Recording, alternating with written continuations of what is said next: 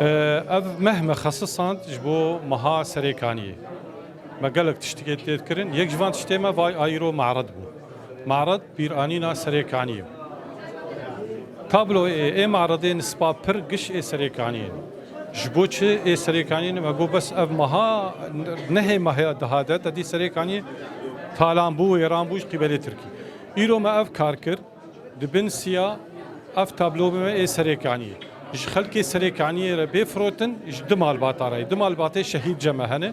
Ev lewhatê me bên firotin, tablo me bêfirotin ew ê jê re bin. Ji van zarokana re bin.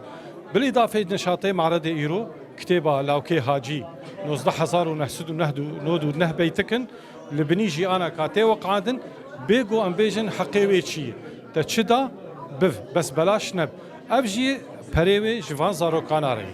Nêzîkî çel tabloyî 28 tablo ê serêkaniyê ne. Çi honermendin, çi hozanvanin, çi li sûretê ê koçberbûnê.